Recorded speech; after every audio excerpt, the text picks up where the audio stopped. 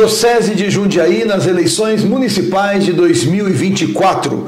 O nosso convidado de hoje é Laerte Sonsin Júnior. Ele é candidato a prefeito na Estância Turística de Salto, na cidade de Salto, pelo PL. Laerte está buscando a sua reeleição. É formado em Direito e em Administração de Empresas. Foi um dos fundadores e primeiro presidente do Rotaract, Clube de Salto Motunê, um dos fundadores e primeiro vice-presidente da Associação Amigos do Cinema de Salto. Também é membro do Instituto de Estudos do Vale do Tietê e um dos criadores do Comitê de Bacia Hidrográfica Sorocaba e Médio Tietê. Foi secretário municipal de Negócios Jurídicos e procurador municipal. Vai contar com o apoio da coligação Pra Frente com Você. Tem 7 partidos: PL, Republicanos, Podemos, PRTB, Solidariedade, DC e Mobiliza. Laerte, seja muito bem-vindo, obrigado pelo convite, a ter aceitado nosso convite. E a primeira pergunta, Laerte, o que te motiva a vida pública, o que te motiva a estar na vida política?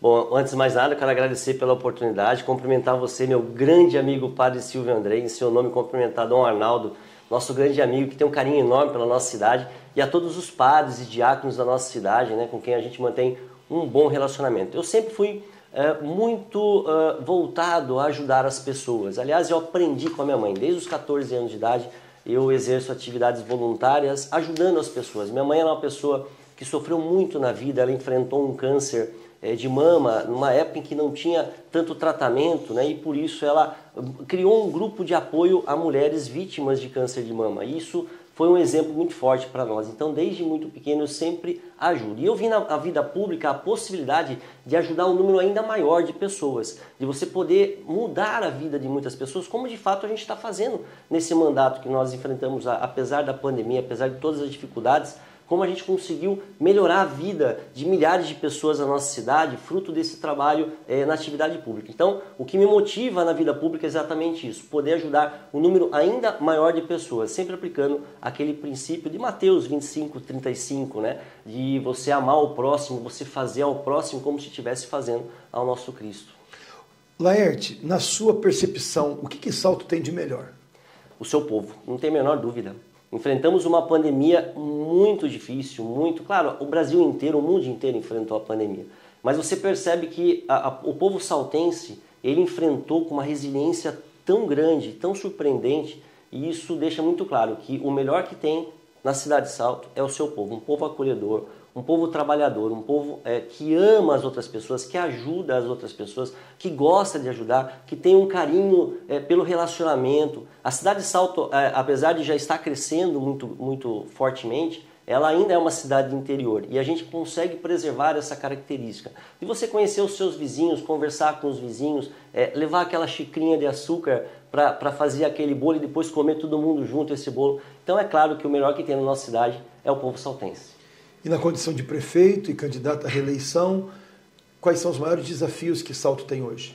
Olha, se você fosse pontuar os desafios, é óbvio que seria abastecimento de água e saúde pública, né? São os 2 pontos em que a população ainda sofre muito, principalmente por conta do que aconteceu recentemente. No caso da saúde, a pandemia que nós enfrentamos, além de uma carência de mão de obra na área de saúde, da falta de investimento.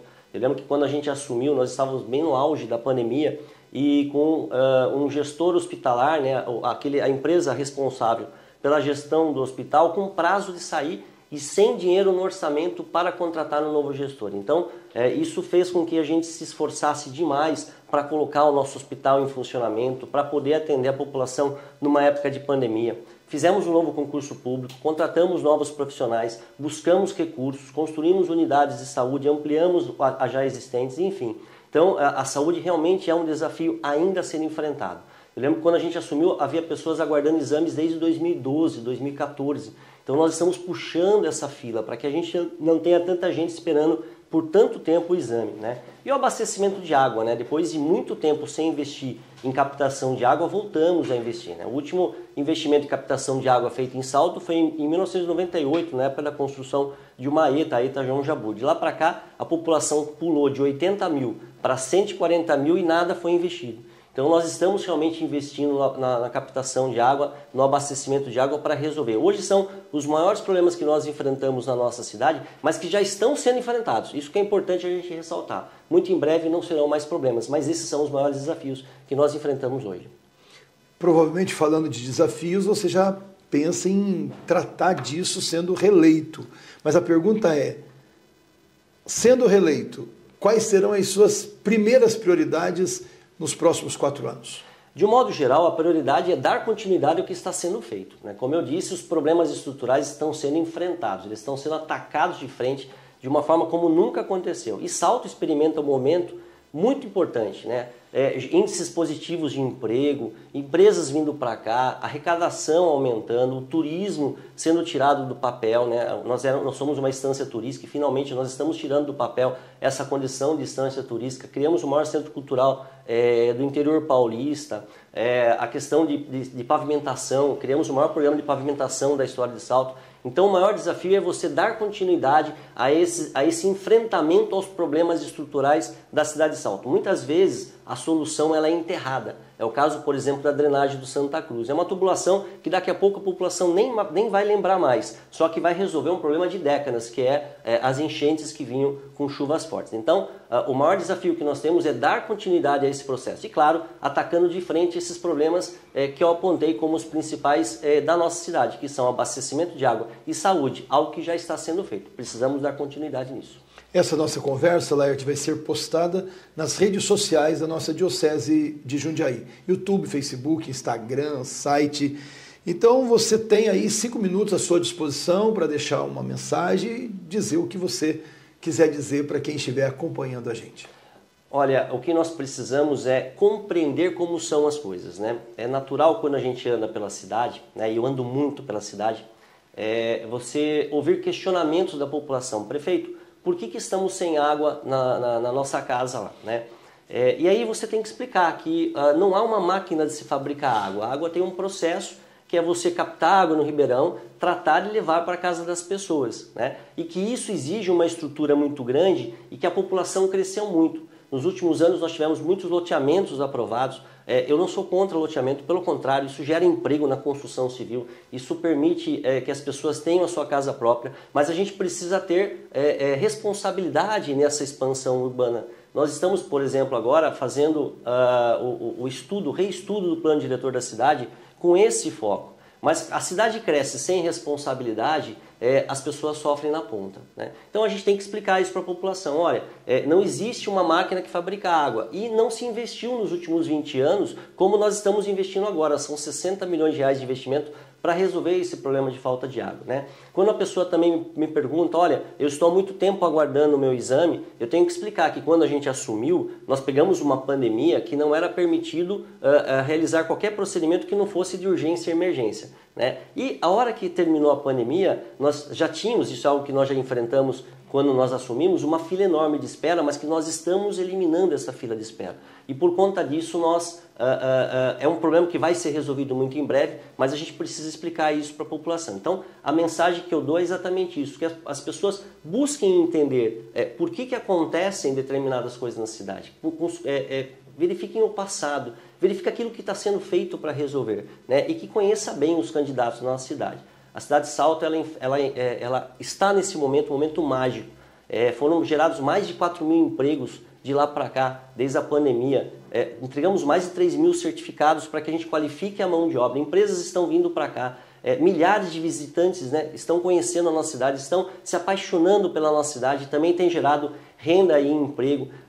A parte cultural, nunca se teve uma atividade cultural tão intensa, dando voz e vez aos nossos saltenses, para que eles aproveitem os espaços públicos para a sua atividade cultural. Na área esportiva, um sonho de muito tempo, que foi trazer a Copa São Paulo para a nossa cidade. Nós conseguimos trazer a Copa São Paulo para a nossa cidade. as praças, as ruas, elas estão bem conservadas, estão bem tratadas.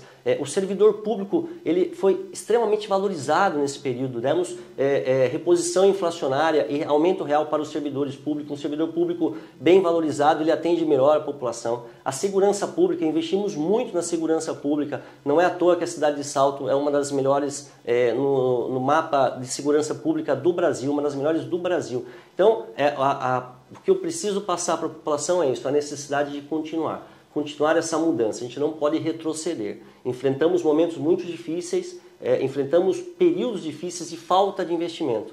Precisamos dar continuidade a essa gestão com responsabilidade, a essa gestão que se preocupa com a população, que se preocupa em resolver os problemas de frente.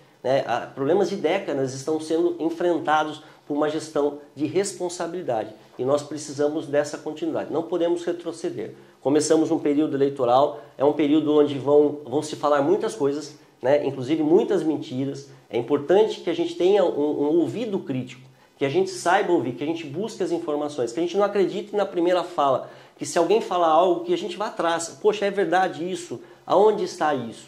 Fizemos recentemente uma prestação de contas mostrando o que a gente fez nos últimos 3 anos e meio, tirando 1 ano e meio de pandemia, 2 anos de atividade intensa, e muitas pessoas perguntavam, poxa, eu não sabia disso. E está lá, é foto, o prédio, o CISM, o Centro Integrado de Saúde da Mulher, está lá construído, a clínica das Nações Unidas está lá entregue, a creche do FAB está lá entregue, o maior centro cultural do interior paulista está lá, a revitalização do Jardim Tropical que ficou lindo, o centro, o CAPS IJ, antes as crianças elas eram atendidas junto com adultos, a gente separou, enfim, uma série de ações, uma série de programas que foram implementados, uma série de obras, e precisa realmente tomar muito cuidado, porque nessa época eleitoral vai ter muita mentira, a gente não pode retroceder, a gente tem que dar continuidade a esse enfrentamento aos problemas estruturais da cidade. E agora com o Dr. Cláudio Terassaca, então, formando uma dupla sensacional. Então a gente quer realmente que você, na hora de votar, você tenha essa confiança, essa informação.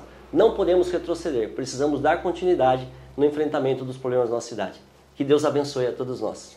Eu quero, em nome do nosso bispo diocesano, Dom Arnaldo Carvalheiro Neto, em nome do nosso setor de comunicação, em nome da nossa Diocese de Jundiaí, entregar para você essa cartilha de orientação política que foi elaborada pelo Regional Sul 2 da CNBB, da Conferência Nacional dos Bispos do Brasil, sobre as eleições municipais de 2024, que de alguma maneira ajude você, a sua equipe, no presente e no futuro. Deus abençoe. Muito obrigado, Laerte, Deus abençoe. Boa sorte, Laerte. Obrigado.